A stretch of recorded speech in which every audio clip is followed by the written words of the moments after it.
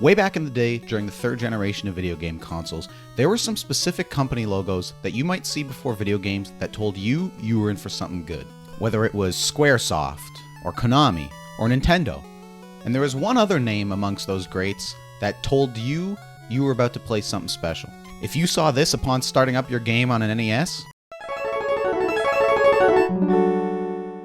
you knew it was time to buckle up for something good. You see, back in the early to mid 80s, Capcom quickly cemented itself as one of the top tier video game developers. In those early golden years, Capcom was putting out hits like Ghosts and Goblins, Street Fighter, Marvel vs. Capcom, and of course, my beloved Mega Man. And they rode that wave of success through the 80s and into the 90s. Then in the mid to late 90s, the transition to the 3D era of video games came about. And Capcom crushed it then too.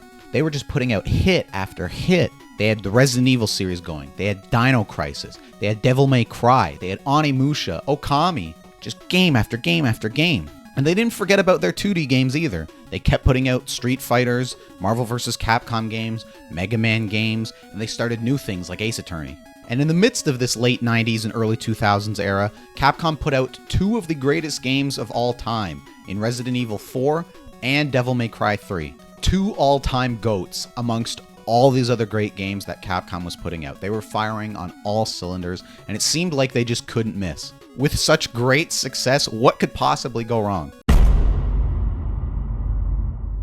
Well, unfortunately for Capcom, they then tripped and stumbled into the Crapcom era. The Crapcom era, as it came to be known, began in the mid-2000s and lasted for about a decade through to the 2010s. A lot of people give credit to Resident Evil 6 for being the game that sort of kickstarted this era. Resident Evil was a massive bomb for Capcom. It was not well liked. And unfortunately for them, it wasn't their only miss. Street Fighter V didn't really hit with its audience and people were pretty lukewarm on it. They put out the game DMC, which was supposed to sort of be a reboot for Devil May Cry, but that game was also not well liked at all. One of their big franchises like Monster Hunter was not really selling well in the West, and they seem to have abandoned some of their classic franchises like Onimusha. Now there were some bright spots in this era, to be fair. Mega Man 9 and 10 specifically stand out as two highlights that were great during this Crapcom era. But overall, with almost all of their series and in every way that counted, Capcom just simply wasn't meeting the standards that gamers had come to expect from them. And it was during this era that Capcom realized they needed to do something.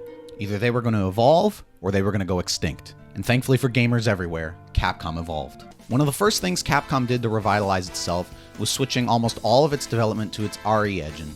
The RE engine was Capcom's own proprietary engine that looked and worked great, and it was a good step in the right direction for making their games better. And while it was Resident Evil 6 that basically kicked off the Crapcom era, it would be 2017's Resident Evil 7 Biohazard that brought about Capcom's new golden era. Resident Evil 7 completely revitalized the Resident Evil series, and it showed gamers that even though Capcom had stumbled for about a decade, they were on the come up. And following Resident Evil 7's success, Capcom began to go on an incredible run of games.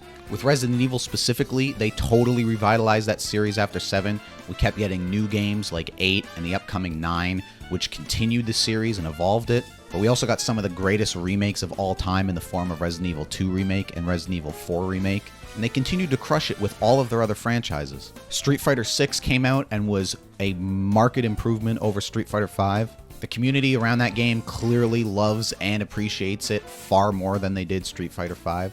Devil May Cry 5 was another huge success for Capcom and a great success for the DMC franchise. Monster Hunter Wilds became an instant success and a huge seller for Capcom, and Worlds seems like it's doing the exact same thing. And while they were crushing it with all these new entries in their famous franchises, they didn't forget about their roots. Over the past few years, Capcom has been a great steward of their old IPs. And they've done an amazing job at taking old games and putting them in these wonderful collections. The fighting game collections they've put out with all the old Street Fighter and Marvel vs. Capcom games have been really well received. Their collections of the old Ace Attorney games are great.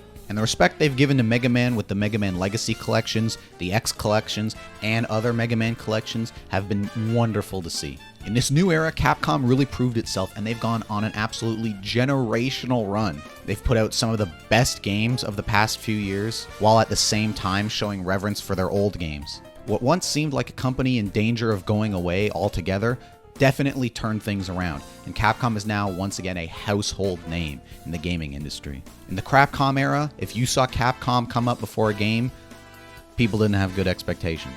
But now, forget about it. In this day and age, Capcom is a name that means quality. And based off of how well their games are received commercially and critically, people know it. Thankfully for gamers like myself, it also doesn't seem like Capcom is slowing down anytime soon.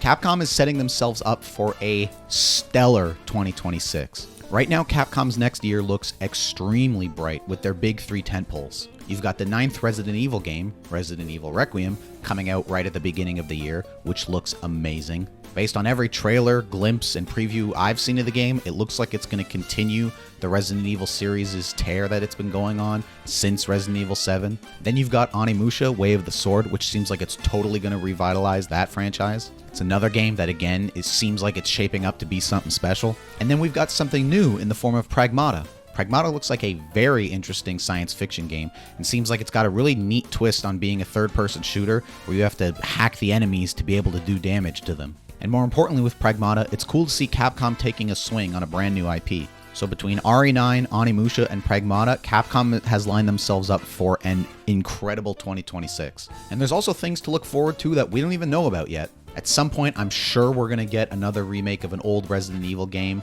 that will probably be great. I played the original Dino Crisis this year, and now I am absolutely one of those people who wants a remake of that game too. There's probably more collections of old games that we'll get that'll be great. Hopefully Capcom continues to take swings with new IP, even if they don't always work out, like that game Exoprimal that kinda came and went. At the very least, it's good to see Capcom trying like they're doing with Pragmata, which seems like it's going to be a lot more successful than Exoprimal was. And most importantly, I cannot stress this enough, please Capcom, bring back Mega Man.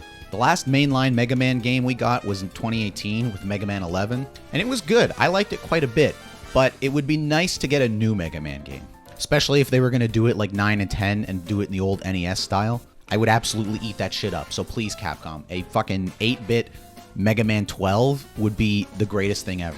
Or if they wanted to take a really big swing and turn Mega Man into like a more modern, realistic kind of third-person action game, I would definitely be down for a cool kind of reboot like that too. I just need in some way, in some fashion, more Mega Man, please. This Mega Man's the fucking best. What do you want me to tell you? He's just so good and those games are great. So just please Capcom, keep them coming. But anyways, that's all I really wanted to say with this. Once upon a time, Capcom was a company that was crushing it. Then they stumbled and lost their way, but they managed to rise from the ashes. And through that resurrection, we got a new golden era of Capcom games. Over the past few years, they've demonstrated that they are firing on all cylinders once again. And like I just showed you with their 2026 lineup and the rest of the things they've got in the future, they are showing no signs of slowing down. So if you're a Capcom fan already, you've got lots to play and lots to look forward to. And if you're not a Capcom fan yet, then you should definitely check out some of their stuff. Whether it's their older games or their more modern hits, there's so much variety and so much for you to play. And I guarantee you they'll make you a fan by playing through their games. And there you have it. Let me know what some of your favorite Capcom games are, or what Capcom games you're looking forward to. And while you're at it, go email Capcom or tweet at them or something and tell them to bring back Mega Man. But anyways, that's all I've got for now. So thanks for watching, and I'll see you around.